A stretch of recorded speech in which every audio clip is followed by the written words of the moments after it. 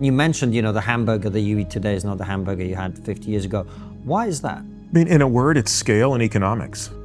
The truth of it is, agriculture is broken. The standard American diet that we have is nothing more than a solution to a business problem. Crop subsidies led to basically the total destruction of soil in the United States. And if nutrient density goes down, you have to eat more of something. All of this is probably not the end of the world if we didn't consume it in excess. Peter Attia, it's great to finally have you on the show, man. Last time we were here, you very kindly gave us a couple of copies of your book. And I was not someone who actually paid too much attention to my health prior to that. I was just kind of naturally thin. And so I was like, I'm really healthy. And then on the plane back, I started reading the book and I couldn't put it down. And by the time we landed, I'd finished the book. And then started actually looking into a lot of the stuff that you're talking about, which is all about how to be healthy in a world in which medicine hasn't caught up to many other things that are going on. So talk to us about that, first of all. Like, you have this concept of medicine 2.0 and 3.0, which is really interesting. Well, first off, thanks for having me, guys. I'm, as you know, because we've talked about it over many meals, I'm just such a huge fan of your podcast. I enjoy it on all topics. So it's an honor to be here and talk about my pet topic. So medicine 2.0, I think to understand it, you sort of have to understand a little bit of what medicine 1.0 was. So this is basically an evolution of how we think about medicine. And for most of human history, dating back thousands of years, there was no scientific basis for medicine. So we didn't, without a scientific method, you can't really practice the process of science. And therefore, anything that was imputed about illness was really, thought to be based on the gods or bad humors or things of that nature. So when a person was ill, you didn't really know what to attribute it to, right? So medicine 1.0 sort of evolved into medicine 2.0 in the latter part of the 19th century.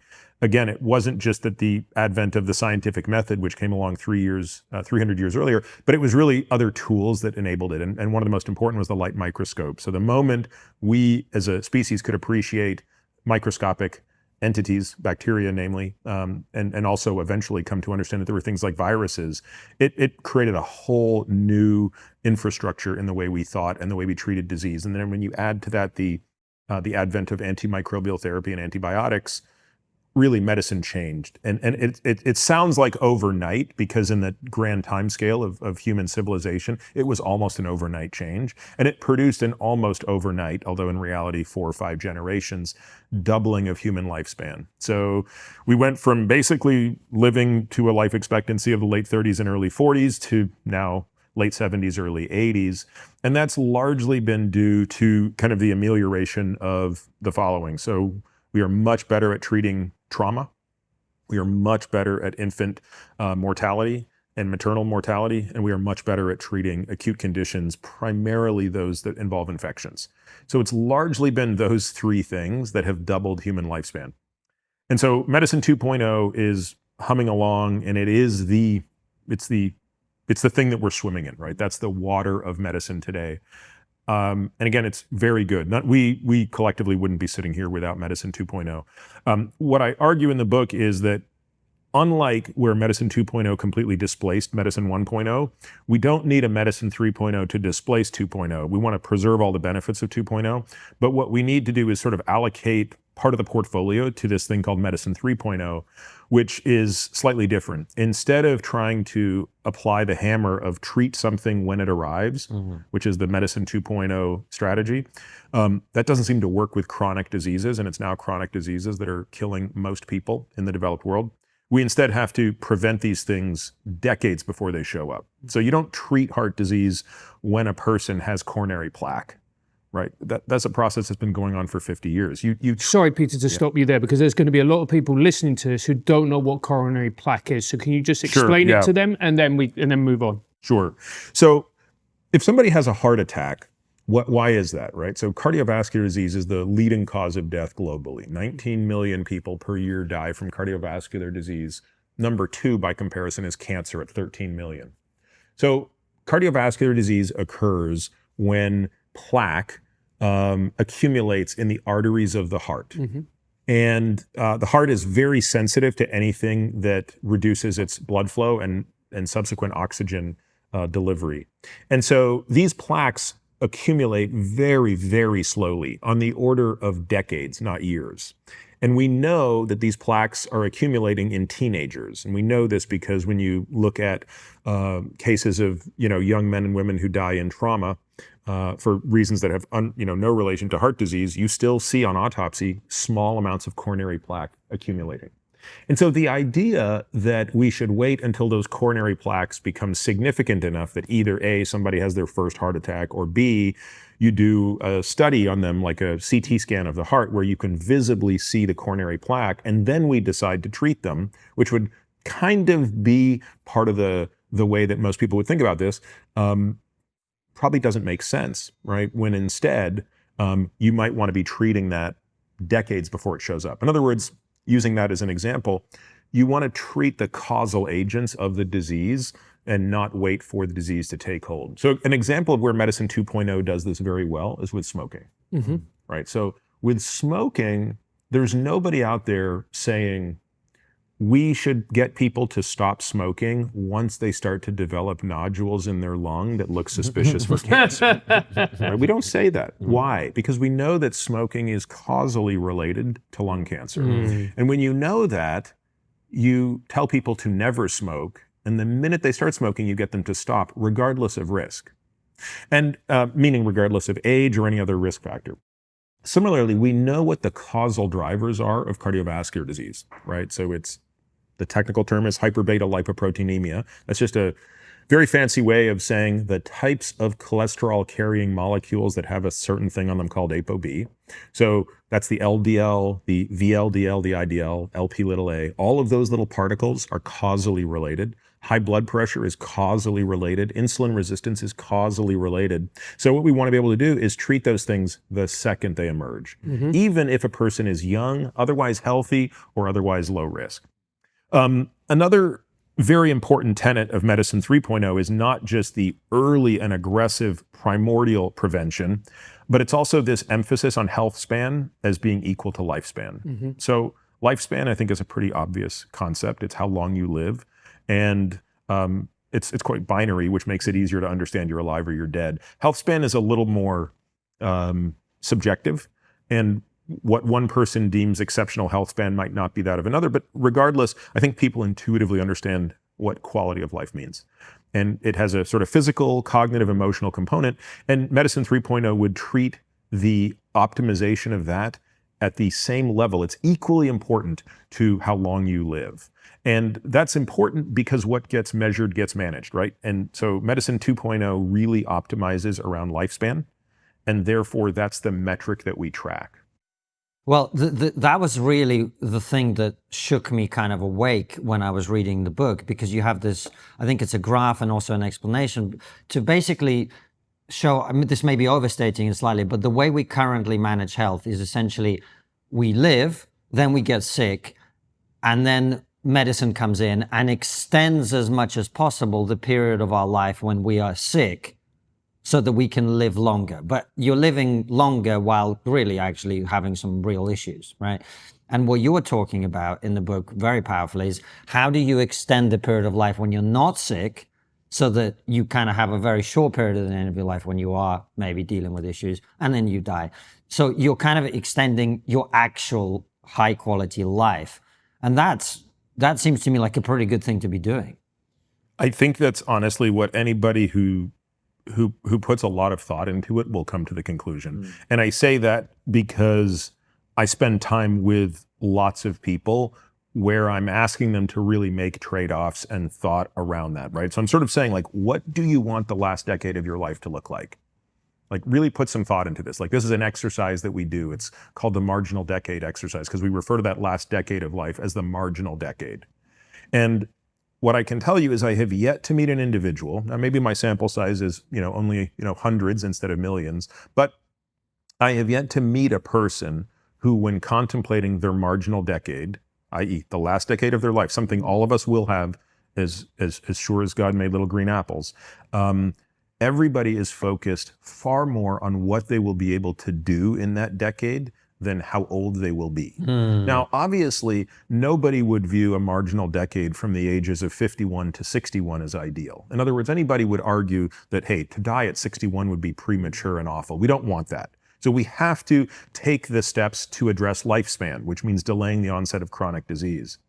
But I don't see anybody saying that, 85 to 95 at very good health is demonstrably worse than 100 to 110 at, marginal health, even though you live 15 years longer, something to that effect. So I think quality of life is actually what most people really focus on when you force them to kind of go through the exercise of what will it tangibly look like in the end of your life? Do you want to be able to sit on the floor? Do you want to be able to stand up? How much do you want to be able to ambulate? What does travel mean to you? What does living alone mean? And by living alone, I don't mean necessarily without others, but living without assistance. Like, do you want to be able to live with your spouse? Or if you are living alone, do you want to be able to care for yourself? These are things that when people are asked to stop and reflect on them, become far more important than the how many years am I going to be?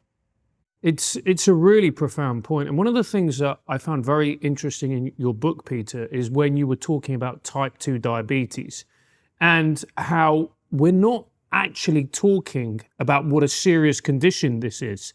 And then I started looking at the stats about obesity and the proportion of people that are overweight in this country. Something like 74% of Americans are overweight. I think it's something like 40% of Americans are obese. Around 10% are severely obese. I mean, that's terrifying.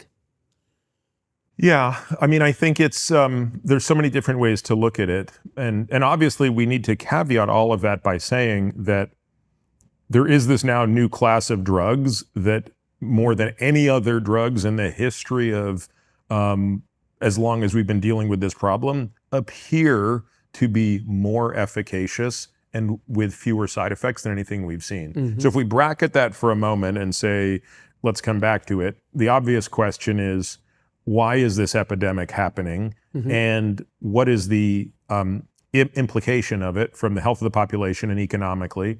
And what would one need to do to address it? So we could talk about any of those that you like. Yeah.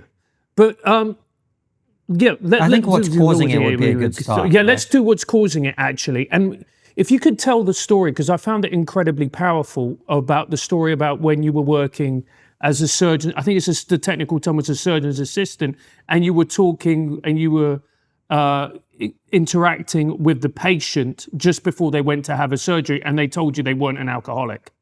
Yeah, so I was we have a different system here than probably some of the nomenclature in the UK. So I was an intern at that point in time. So it was the first year of my surgical residency. So it's the first year I was an actual doctor. So you'd finished medical school, you've chosen your specialty. And yes, in that particular case, I was doing what was called pre-opping, so getting a patient ready for surgery. This was a gentleman who needed part of his colon removed because he had colon cancer. And so there's just a checklist of questions you ask these patients, any patient, before they undergo surgery. And one of the questions is about how much alcohol they drink. And the reason for that is not to be judgmental. It's because it really matters in terms of both the anesthesia they receive and also how you manage potential withdrawal from alcohol following surgery when they can't actually eat or drink anything by mouth for a few days. So in a manner of normal discussion, this gentleman mentioned that he barely drank alcohol at all, thought nothing of it. And the next day when we are operating on him, and of course, because I was only the intern, I'm not doing any actual operating, I'm retracting. So my job is to hold him open while the chief resident and the attending surgeon are operating. And sure enough, his liver was malted with fat. Now that's something you only saw historically in people who were severe drinkers. At the time, it was very poor. This is almost 25 years ago. It was very poorly acknowledged that there was a condition called non-alcoholic fatty liver disease, right? Where you had the same appearing liver, but it wasn't occurring because of excess alcohol. It was excess calories that were being shunted into that very unfavorable storage location. Now, today we recognize this as an epidemic, actually. And today this is the leading indication for liver transplantation in the United States. And, you know, that's kind of a remarkable statistic when you stop to think about it, that there are people who are literally receiving liver transplants today because their livers have become so cirrhotic due to the scarring and inflammation associated with excess accumulation of fat. And again, that's both from alcohol, but also a significant portion of that is not from alcohol. And when we say not from alcohol, what do we mean? Well, the best of our belief system is this is really caloric excess.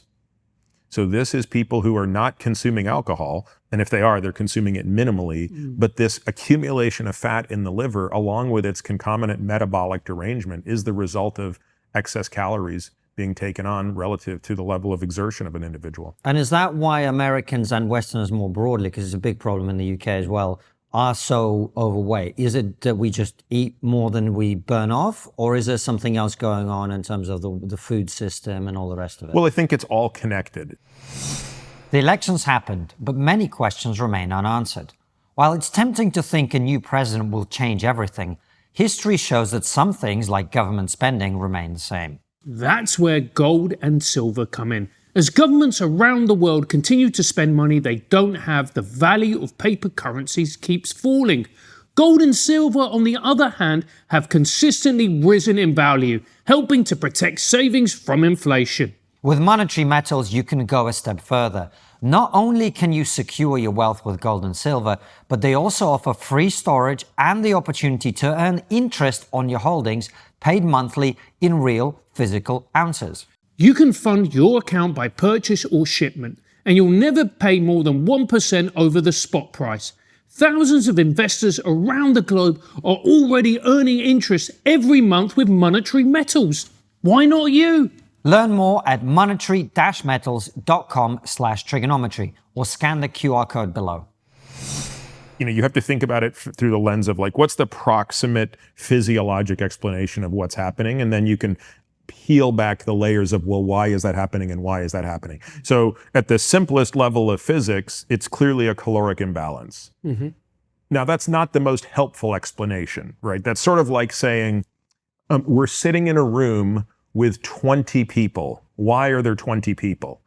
Well, the physics answer is 20 more people entered this room than left the room.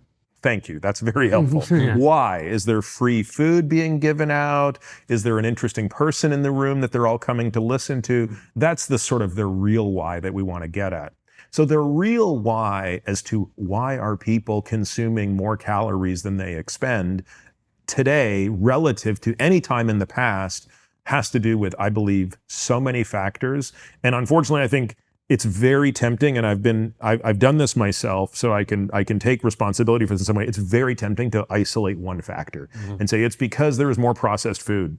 It's because we eat too much sugar. It's because of social media that keeps us glued to our phones instead of being active. It's because we are not sleeping as well. And the truth of it is, it's a bit of everything. There's no doubt that food is today more hyperpalatable and more calorically dense than at any time in the past. This is an undeniable fact over the past 2 decades. It is also absolutely clear that people are, on average, less active today than they were 50 years ago. It is also a fact today that people generally consume lower quality food. Even, the same type of thing that they might have consumed, like whether it was a hamburger that you ate 50 years ago or a hamburger today, it's not just that the portion size is larger today, it's that the actual quality of the food is lower. Now, we don't necessarily know what the impact of each of these things is individually, but it's very hard to deny that something in the way we eat is probably playing the most dominant role. Can I just ask this question? Because when you were telling that story about the patient's incredibly fatty liver, you mentioned that the guy was drinking a lot of fizzy drinks, soda. And it made me think, number one, that's a huge problem. But number two, it's something that I noticed here, and Konstantin's mentioned it as well. Sugar seems to be in everything here. Yeah, like even coming over from the UK where people are hardly all slim and healthy, it's like you get a coffee, it feels like it's got way more sugar in it than the exact. If you go to a Starbucks, basically what I'm saying, and get a latte, that tastes way sweeter than a latte in the UK. Yeah. Well, that's interesting because in theory, the latte shouldn't be much different. If it's a true latte, it's literally like, are you putting milk in it or half and half cream or whatever? But no doubt when you go to Starbucks, just to pick on Starbucks for the moment, it is unbelievable the amount of calories and sugar that are flowing out of their frappuccinos and all of their drinks I can't even name. And I do find that remarkably interesting. I also think there's probably, I say this probably, like not definitively, there's probably something to be said for drinking calories in excess, it being even a little more damning than eating calories in excess. And I think there's decent evidence for that when it comes to sugar. In other words, if a person is going to eat 50 grams of sugar versus drink 50 grams of sugar, I think there's, in the animals, very compelling evidence that the latter is more problematic. The reason for it gets into a bit of technical biochemistry, but sugar is half fructose and half glucose. Fructose is what gives sugar its sweetness. It's also a molecule that has a very unique metabolism. Both of them are metabolized quite readily by cells, but the speed at which fructose is metabolized is much higher. And in the process of metabolizing fructose, cells have to use the currency of energy called ATP. So the rate of ATP depletion in cells within the gut and ultimately the liver as they metabolize fructose requires that more energy is put into the system. What does that mean in English? It means that if you're drinking a lot of sugar, even though you're getting energy and you should be satiated, it can actually have the reverse effect, which is, I need more energy. It signals to the brain I need more energy because there's a depletion of ATP required to increase the speed of metabolism of it relative to glucose, right? So this would be the difference between eating 100 calories that is half fructose, half glucose versus eating 100 calories of glucose. Yeah, that makes sense. And you were talking about the decline in the quality of food. This has been a big part. You know, by the time this video is going out, the election's already happened and America's over, whichever side wins. Right, just so people know, we're having this discussion not knowing who's going to win the election. Right. But it has been made into a conversation, which I think is a good thing, that the quality of food in America has declined over time. And you mentioned, you know, the hamburger that you eat today is not the hamburger you had 50 years ago. Why is that? I mean, in a word, it's scale and economics, right? So we have to understand, and I, you know, I think it's very tempting to just demonize big food.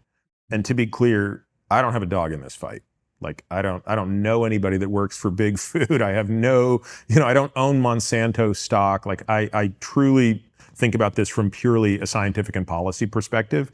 But what I don't think people understand is the complexity that has been involved in the agricultural revolution and what it takes to feed billions of people. So the way I think about it is there's a problem statement, right? What the problem statement is, so if we could go back in time 100 years, and I'm going to anoint you two the food czars of the universe. Well, we're already fucked then. I say to you, listen, guys, here's the problem you have to solve. I want you to figure out a way to feed 8, at the time, whatever it was, 4 billion people or whatever the number would have been. It would have been less than that. But I want you to figure out a way to feed billions of people. But here's the thing. So one, you have to do that scale. It's never been done before, right? It used to be you had farmers that would sort of farm locally and they would sort of feed a certain area and that would be the end of it, right? So you have to be able to, if you build to feed a lot of people, you have to be able to transport food and keep it from spoiling when you do. We have to make it taste good. And we have to make it really cheap. Go. It's hard to imagine that people would come up with a very different system from the one we have today. So what I've referred to, and I'm sure I took this term from somebody else because there's no way I was the person that came up with this, but what I've referred to as the default food environment. The standard American diet that we have is nothing more than a solution to a business problem. Now, a lot of times, the solution to a business problem ends up having collateral damage. So if you were a tobacco farmer and I said to you, what are you going to do with all this crop you have? And you came up with this idea, well, what if we roll these things up and give them to people and let them light it and smoke it? I mean, it seems to produce great qualities. Have you noticed when people smoke that thing that I have on my field, they don't eat as much, they lose weight, their mental alertness goes up and they feel better? That's great. So you had a business problem. You had to get rid of that crop. You got rid of that crop. You made this thing. Well, it turned out there was a nasty side effect of that didn't show up for 20 years, which is you started killing people as well. Does that mean that people set out to do that, to kill people? Of course not. You never want to kill your customer. It doesn't justify anything in tobacco. It just makes the point that people apply morality to these things when in reality what's really happening is these are just people trying to solve a business problem, and there are unintended consequences. There are non-linearities everywhere. So the truth of it is agriculture is broken. I think there's ample evidence to suggest, and this really goes back 100 years, right? So if you go back to the Dust Bowl, which was 90 years ago in the middle of this country, was really when agriculture took a turn for the worse. So call it the 1920s into the 1930s, when crop subsidies led to basically the total destruction of soil in the United States, right? So instead of saying, hey, we'll grow wheat this year, we'll grow soy the next year, we'll grow a different crop the next year and rotate these crops and let the soil actually dictate what we grow, it turned into we're going to add more nitrogen in the form of fertilizer, we're going to drive crop yields as much as possible. And then of course you had a subsidy that came in that enabled that flywheel. And then what happened is we've kind of eroded soil to the point where we're now completely dependent on not just genetically modified crops, which people hear that and they get all phosphorylated. What that really means is crops that are now dependent on pesticides. And we run these monocrops and we just do all of these things that produce basically suboptimal plants that are grown in suboptimal soil, that feed animals that become suboptimal in their quality.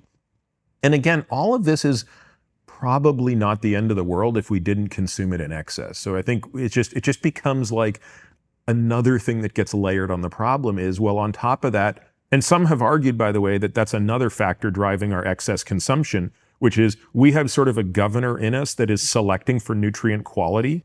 And if nutrient density goes down, you have to eat more of something, right? Like, use an example, like if you have sort of a central mechanism for seeking out how much micronutrient you want, and you're used to getting it in a certain amount of rice, and a certain amount of wheat, and a certain amount of meat, but now the actual density of those things is 30% less, would you eat 30% more to compensate without realizing it? So this is one of the theories of overconsumption. Again, I don't think any one theory is entirely correct, but I suspect many theories play a role in this. And so we now have this population that is a significant percentage are obese, morbidly obese, almost 3/4 are overweight. That's a ticking time bomb, isn't it, Peter, for a country? It certainly seems like it. And then the question becomes, what part of the system breaks first? So we could talk about different parts of the system. So let's talk about one that doesn't get that much attention, but which is sort of preparedness for war. So we're currently in the last, I would say 10 to 15 years, for the first time in US history, when most people who show up at a recruiting station are failing a physical. They aren't actually physically capable to meet the standards of the US military. So what is the implication of that? Well, again, maybe the implication of that is, and maybe the implication of that is irrelevant, right? It might be that we're never going to fight wars again that require hundreds of thousands of soldiers. But what we can say with some confidence today is if we had to, we would have a problem. Another obvious, I think more obvious implication is the economic one. So as you guys probably know, the US spends more on healthcare than any other country in the world, both in absolute terms and relative terms. In relative terms, we're spending about 18% of our GDP in health. And that's problematic in many levels, but perhaps the most problematic aspect of that is that the rate of healthcare expenditure as a function of GDP is outpacing inflation by 3-4%, and it's been doing that without abating. In other words, there was a day when healthcare spending as a function of GDP was 5%, it's now 18%, and that it's growing because healthcare spending is growing faster than GDP. Now, I've spent a lot of time on this problem. So this might be the problem I spend the most time thinking about. And what's driving that cost is many things, but a piece of what's driving it is our health. It's not the only thing. To be clear, anybody who says you are going to solve healthcare economics by getting everybody healthy is wrong. They simply don't. Aging is a massive factor, isn't it? No, I mean, believe it or not, the biggest thing that's driving the U.S. Healthcare spending is the consumerism mindset of an American. Okay. Yeah. So technically, the single biggest driver, because U.S. healthcare spending is 85% of it is divided as 1/3 drugs, 1/3 facilities, and 1/3 personnel. And then 15% is administrative cost that's associated with a multi-payer system. So which of those three buckets are being driven? Because this administrative piece is not being driven by how sick people are. That's simply the infrastructure of our system. Technically, the cost of personnel is really more a function of the U.S. economy and salaries here. So it really comes down to facilities and medications. And so it's really the medication bucket that is pushing hard, that you could reduce the most by fixing the health of the population. And but again, every dollar matters when you're at 18% and trying to avoid being 19% and 20%, which we probably will at some point if we don't fix this problem. And then I think there's sort of just the personal toll it takes, which is, it's harder to put a dollar amount on that, but there's a ton of stigma associated with being overweight. I don't think there's anybody out there who's walking around who's overweight, who's oblivious to the fact, or who wants to be in that situation. And I think many of these people are quite frustrated.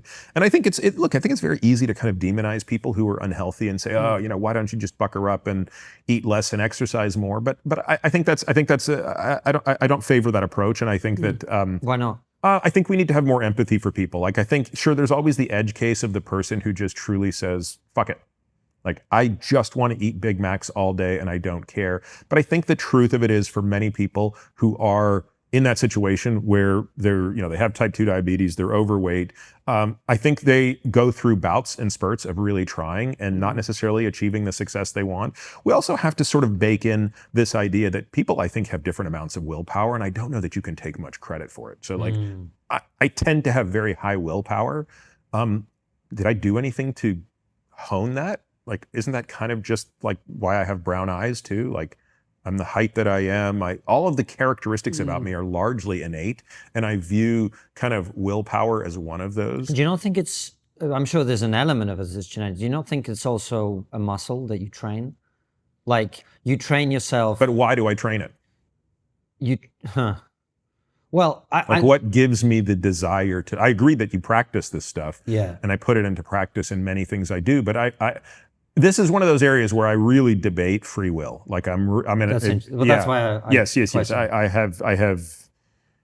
I could spend hours talking about it and demonstrating my ignorance. But when I examine things in myself, I tend to appreciate that I can't take credit for much. Luck has sort of given me, maybe genes that are less susceptible, a stronger desire to do a certain thing. Anyway, all of this is a long-winded way of saying I think there's an enormous personal toll of these things.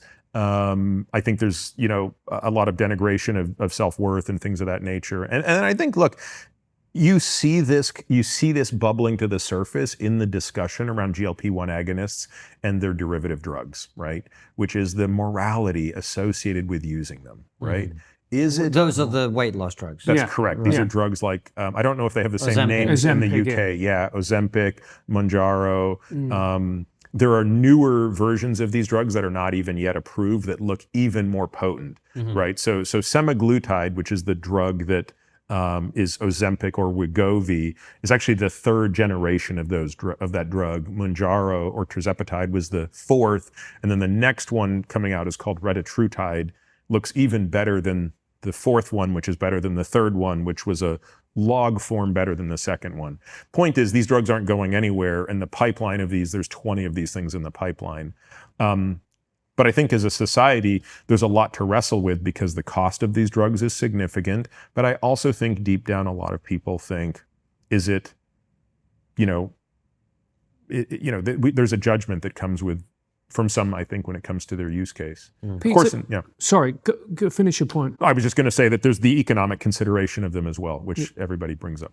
Peter, how much of this is, because I've noticed something. So I can't drink alcohol because I just can't. I can't control myself when I'm on alcohol, and if I have one, that will lead to many more. I know that, that's why I don't drink.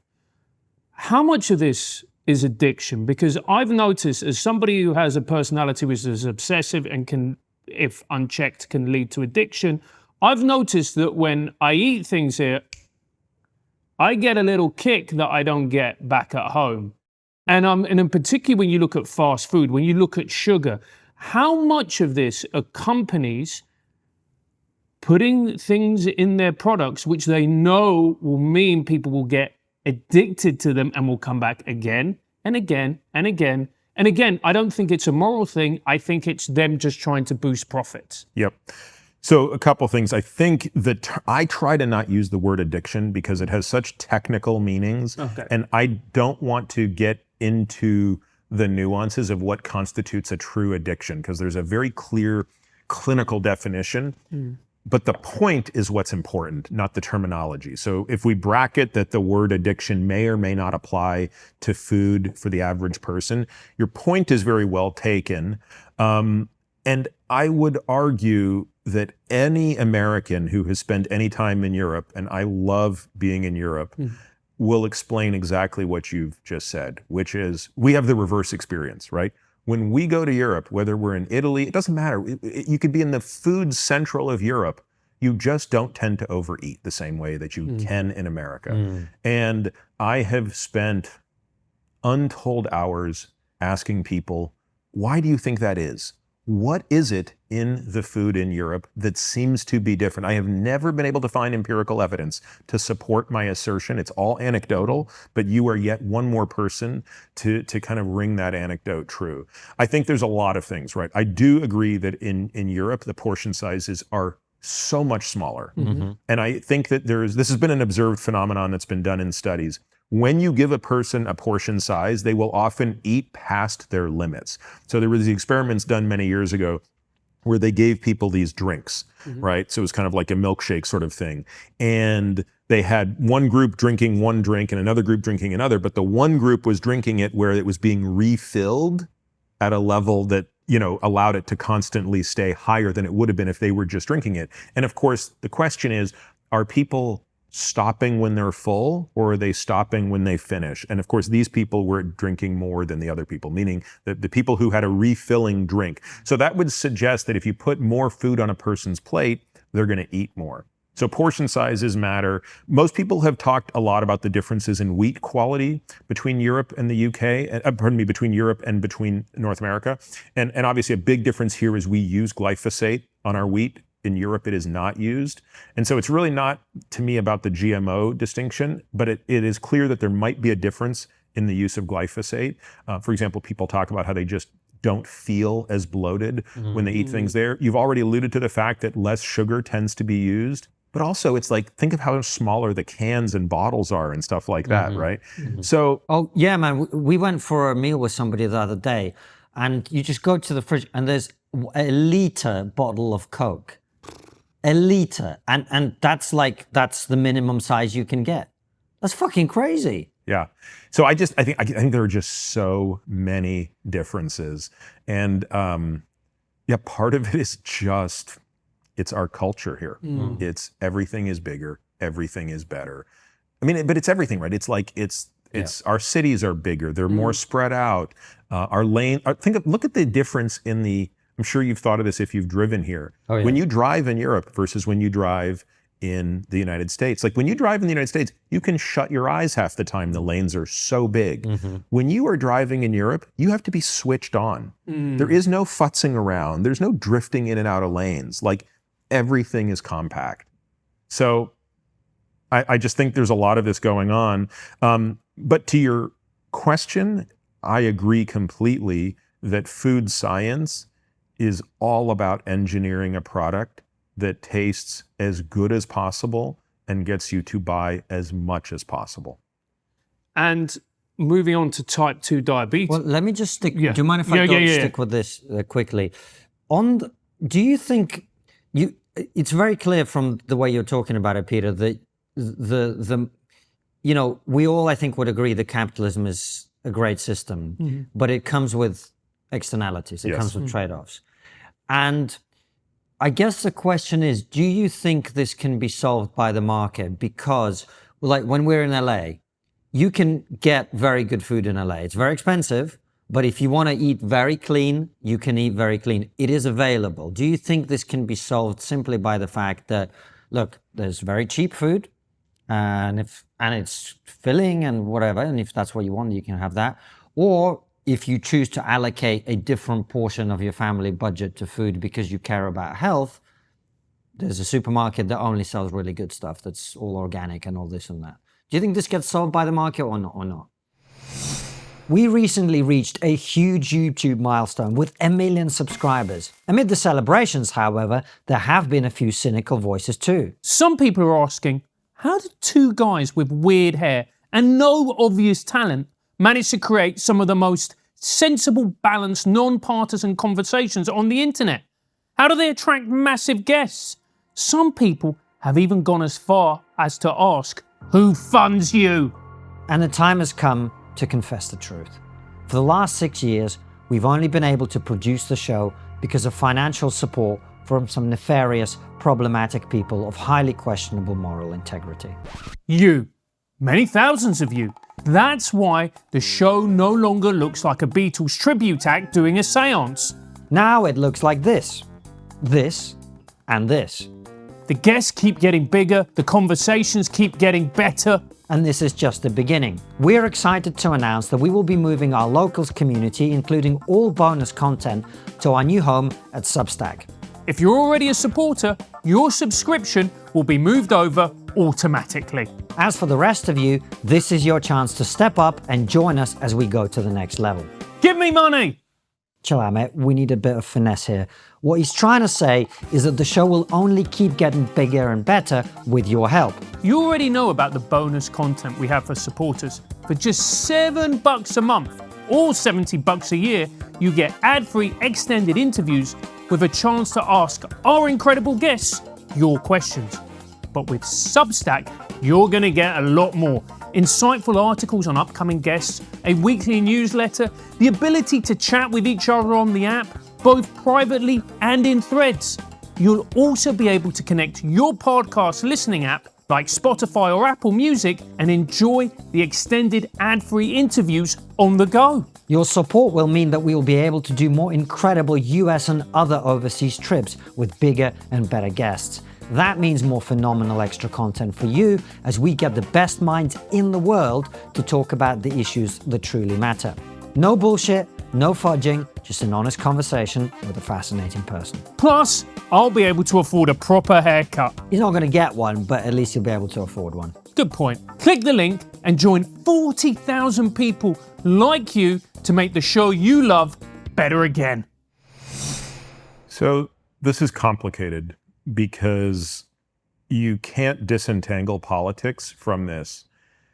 And I think it's very counterintuitive to people, to myself included, how nonlinear the effects of agricultural subsidies are on what we ultimately consume. Now, if I were czar, but I also had infinite time where I could do multiple experiments, so I had kind of like a parallel universe, the first thing I would do is just see what happened when I removed all crop subsidies. I don't believe that's the answer, by the way. In fact, I don't think that will get us where we want, but it will perturb the system enough, and I would really like to see what would happen. Right? So right now in the US, corn and soy are the dominant crops, and they are heavily subsidized. Of course, corn is the backdrop for most sugar, right? Most sugar in the United States is not cane sugar, it's high fructose corn syrup, obviously derived from corn. I would be very curious to just see what the economic ramifications would be of a complete elimination of subsidies. Then what I'd want to do is perturb the system further in the direction that I would want things to go, right? Everybody knows, show me how a person gets paid and I will show you how they act.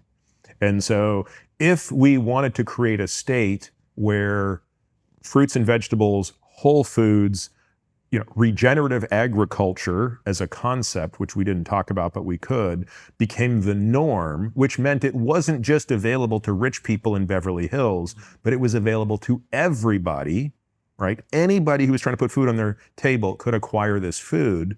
What would have to be true?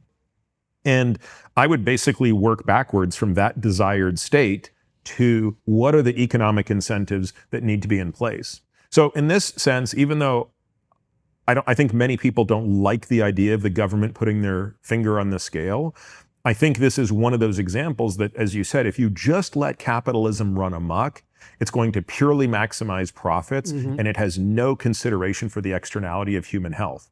What I think instead we want is modified capitalism. We want all the tools of capitalism and the innovation, but the government probably needs to have their thumb on the scale in a way that puts a guidance system on that missile. And currently that guidance system is broken. And I believe it's in large part due to how food is subsidized today. I would just want to do the experiments of changing those subsidies in a way that would produce a different desired outcome. So, and that's not a satisfying answer because I'm not telling you what those changes need to be, but it's A, because I'm quite ignorant of it at this point, and B, I'm not sure anybody fully knows. And so if we look at, for instance, type 2 diabetes, and you talk about it in the book, now, when I think about type 2 diabetes, I go, oh, someone's just quite big, that it needs to be dealt with, and blah, blah, blah. It's not a big deal. But you argue something else in the book, that this is and it actually opened my eyes to the dangers of being obese and morbidly obese. And there is a whole host of issues that come with this particular condition. Yeah, so in the book, I talk about the 4 horsemen of death. And the reason I talk about them is that anybody who's listening to this podcast, like, they're probably going to die from one of the 4 horsemen. There's about an 80% chance, if you're listening to us right now, You're about to die.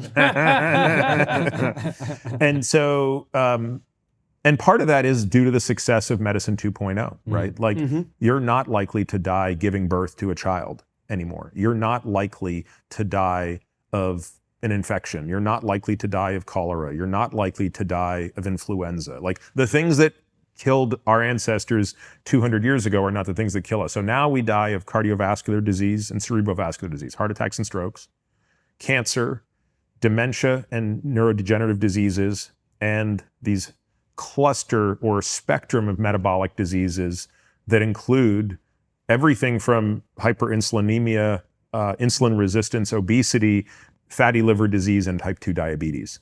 Now, what's interesting is that 4th horseman by itself doesn't kill that many people. So if you actually just look at death certificates and say how many people on it, it's really funny, filling out a death certificate is it's much more complicated than you would think. You have to list the primary cause of death and then all the contributing factors. And you have to be very, very technically correct when you do this. So if you were to just look at the 2.6 million death certificates that were filled out last year in the United States, very few of them would have type 2 diabetes as the number 1 proximate cause of death. It's when you look at how many of them have cardiovascular disease, cancer, dementia, all these other diseases, where a contributing factor is indeed type 2 diabetes. And the reason is type 2 diabetes contributes so much to each of those diseases by effectively doubling your risk of each of the other 3 horsemen. In fact, if you have type 2 diabetes, your risk of all-cause mortality goes up about 40 or 50%. That means if you take an individual with type 2 diabetes, their risk of dying in the subsequent year from any cause is 50% higher than someone without type 2 diabetes. And do we know the reasons for that? Yeah, we think that the majority of it comes down to what happens when glucose is dysregulated, because that's what type 2 diabetes is. It's a disease of glucose dysregulation. It's a mismatch between how much glucose is in the bloodstream and how much that person is able to dispose of it, which is just a technical word for put that glucose into their muscles and into their liver and keep their blood glucose levels normal.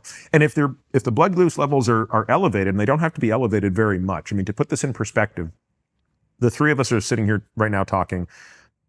we probably have a grand total of 5 teaspoons of glucose in our entire circulation. That would be normal. If that number were increased to 7 from 5, we have type 2 diabetes. Wow. I mean, it's a subtle difference. In other words, the body's capacity to maintain homeostasis in this regard is incredible. But what are the consequences of that? Well, the more glucose you have in your bloodstream, the more glucose sticks to various proteins in the body. And that leads to certain issues that result in microvascular damage. So that you've probably heard of people with type 2 diabetes, they're more likely to have impaired vision, they're more likely to require amputations, get kidney disease, cardiovascular disease, small vessel disease in the brain. And then the other thing that happens is you have higher levels of insulin because you have more insulin trying to put that glucose away. And then higher levels of insulin tend to be more damaging to larger blood vessels. So it's a complicated cascade that involves the elevated levels of glucose, the elevated levels of insulin that initially are made by the body, but ultimately usually supplied by the exogenous insulin that they have to give themselves. And then you have a whole host of other factors, including the inflammatory cascade that comes from the excess adipose tissue, meaning excess fat cells produce excess inflammation, cytokines that also lead to damage of organs. And there was something in the book that I found incredibly fascinating where you were talking about tumors, cancerous tumors, and the effect that glucose had on them. And if you've got excess glucose in your body, I was there thinking, well, what? So your tumors are growing basically quicker than normal. Yeah, I think the bigger issue for the cancer cells is probably not even the glucose, although yes, cancer tumors rely almost exclusively on glucose. It's the other growth signals that come with high glucose, namely insulin. So I would argue that it's the hyperinsulinemia more than the hyperglycemia that is probably the more important relationship link between type 2 diabetes and the increase in the prevalence of cancer. Peter, I want to talk about, before, in this interview at the end, about some of the answers to these things at an individual level. But before we do, one thing we really want to talk about that you don't talk about in the book is testosterone. We know that men's testosterone is going down generation by generation. First of all, do we know why that is? There's probably a couple of reasons, but the data would suggest that the most dominant explanation for why basically a 30-year-old man today has the same testosterone as a 50-year-old man did about 40 years ago. Wow. So that's a demonstrable fact. The best explanation for that is probably the increase in body fat that has come along for the ride in that period of time. And with that increase in body fat comes an increase in inflammation. And with that increase in inflammation, you basically are going to make less testosterone. So it's impairing the body's ability to make testosterone. And then also the other thing that happens with more body fat is more of the testosterone that is made is shunted into estrogen.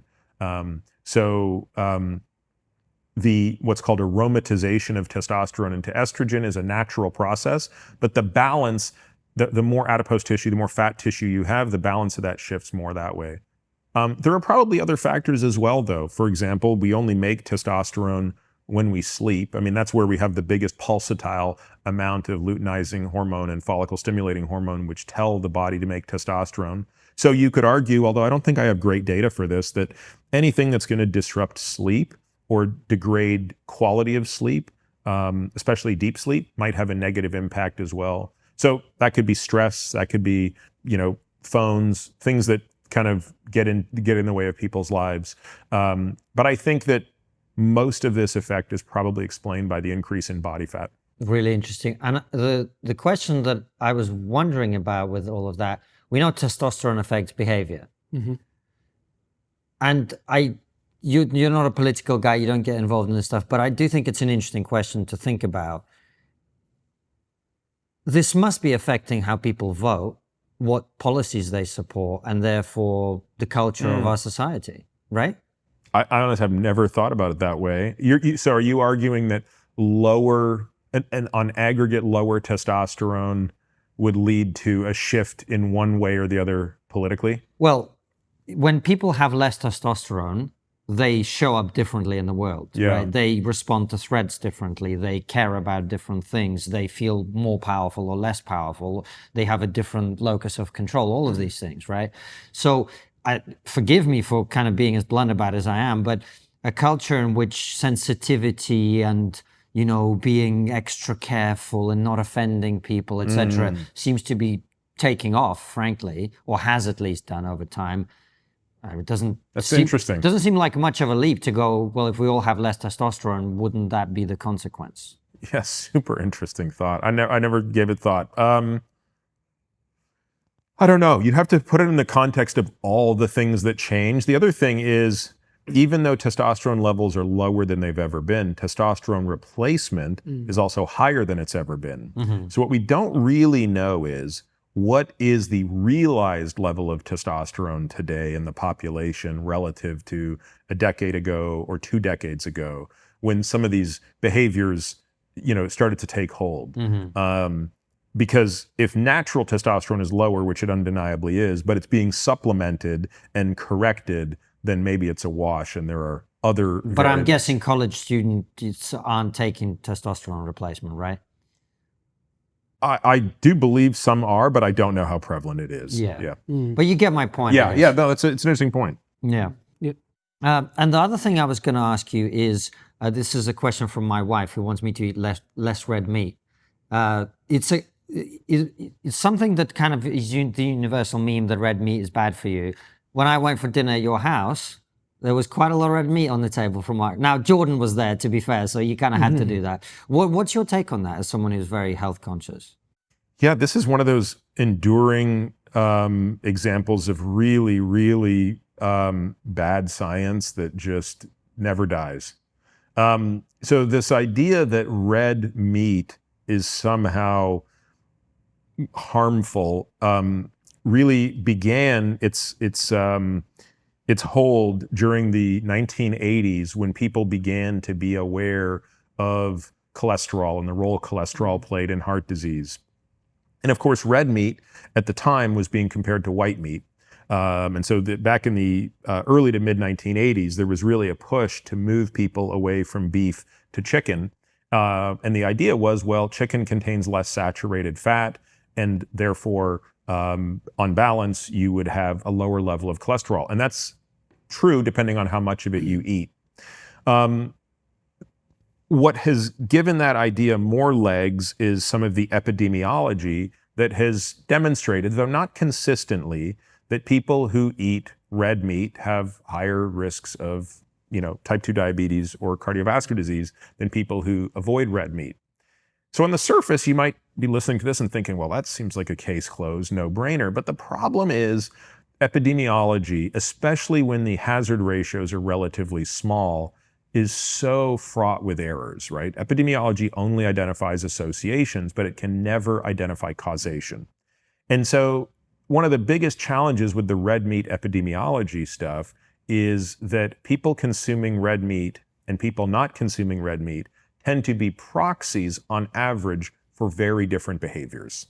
So for example, people who consume red meat on average will tend to consume more processed foods. In fact, much of the red meat that they consume is in the form of processed red meat, like, gas station jerky sticks and things like that.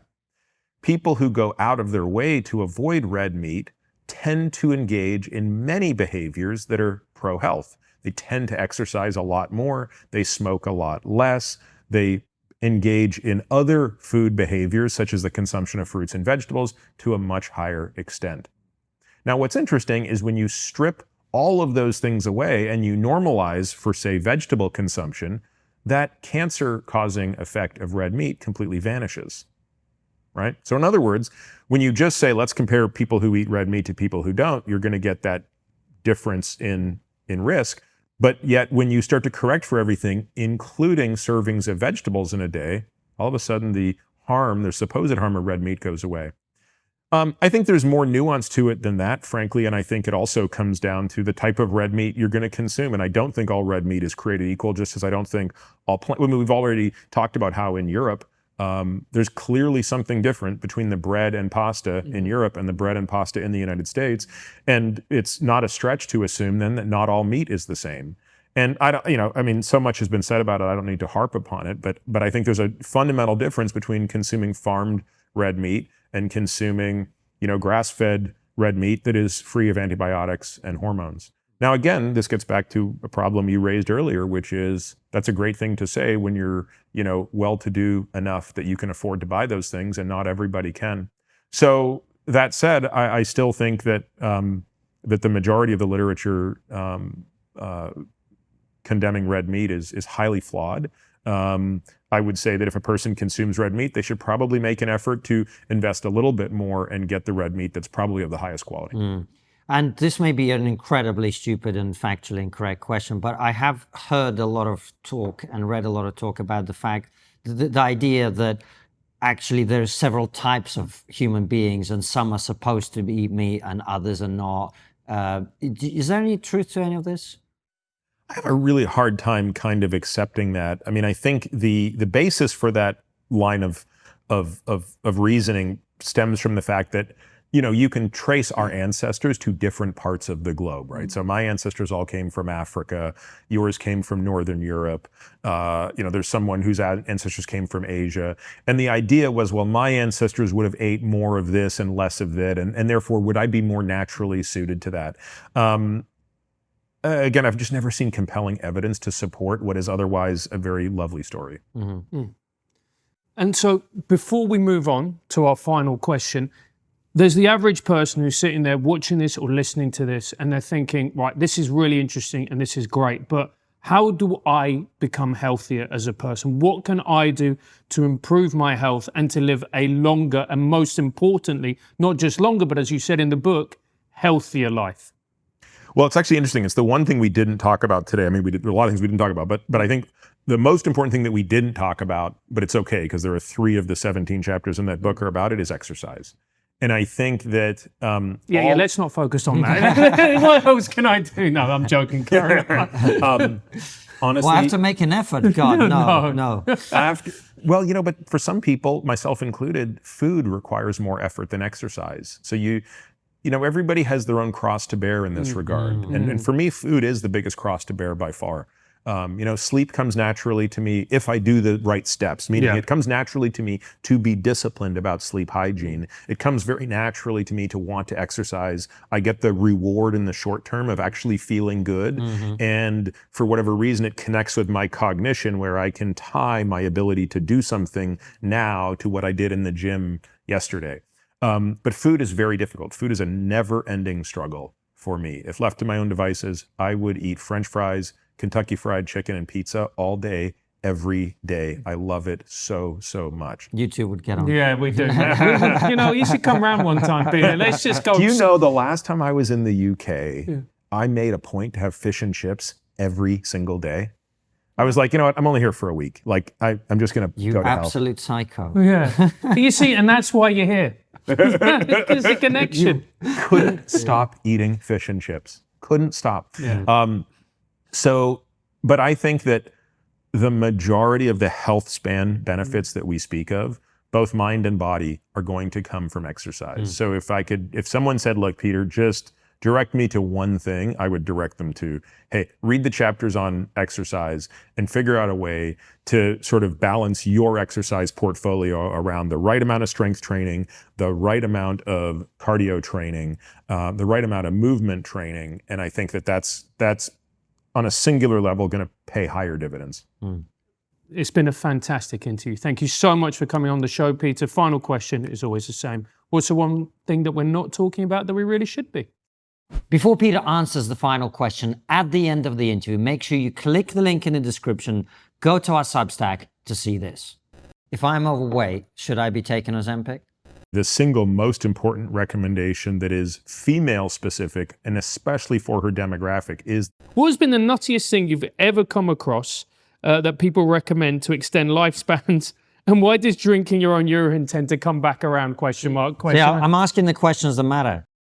Yeah, even knowing you're going to ask that question, I still can't come up with a great answer. So I would say, what's the opposite side of the AI bet when it comes to health, right? So most people that are talking about AI as it pertains to health are taking I would say, the most optimistic view, right? Which is, and let's give them reason for saying that, right? So at the time of our recording, a Nobel Prize was just awarded. The Nobel Prize in Chemistry was just awarded to the folks at Google that developed AlphaFold, right? So this was a remarkable AI technology that did something.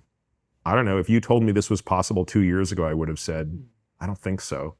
And I would have been wrong, which is, and this is nuance, but it's an AI that was able to predict the folding structure of a protein only knowing the primary sequence of amino acids. And you might say, well, why is that interesting? Well, that's interesting in that it's a much, much quicker way to help scientists predict what type of molecule would fit into a receptor, and that's effectively what pharmacology is. So that now takes the first step of drug discovery and makes it really, really fast. So based on that, I think many people are now saying, in 10 years, we are going to be immortal. Because when you have an AI that can solve that problem today, and you look at the pace at which AI is growing, what is it going to be solving in 10 years? It's going to solve aging. So I've met with many people, some of whom I think are incredibly intelligent, who say, look, in 10 years, it doesn't matter. Just don't die for the next 10 years and it's all going to be okay, because in 10 years, AI will have solved death. And I think while that might be a slightly extreme view, virtually everybody I talk with in healthcare says AI is going to completely change our lives for the better with respect to health. And I just think it would be interesting to hear the bear case on that. And what's the less optimistic case? Not that AI is necessarily harmful, but that aging is a much more complicated problem than some of these standard engineering problems. And while what AlphaFold did is incredible at the chemical level, it still doesn't solve, like, how do you unfold proteins in my body that have folded irreversibly? So we should keep drinking our own urine for the meantime. Exactly. To stave off aging. Just take the hedge, assume that, keep exercising. I literally can't think of anything worse to. I actually would rather die, I think, than drink my own urine for the rest of my life. Peter, I don't know why we ended on that. Thank you so much for coming on the show. It's been absolutely awesome. I actually do recommend your book to everybody, because it was so transformational for me. It really, really, I really hope more people read it, because as I said, I was somebody who was not paying too much attention to my health. I was busy with work. I sort of thought I was very healthy anyway. It's been genuinely eye-opening and transformational. I think if more people read it, the world would be healthier. So all power to you. I hope people buy Outlive and read it. It's a fantastic book, and keep up the great work. Thank you so much, guys. Appreciate it. All right, head on over to Substack, where we ask Peter your questions. Do you have any suggestions for legislators or educators who are trying to break the insatiable appetite for sugar, fat, and salt, especially in lower income groups?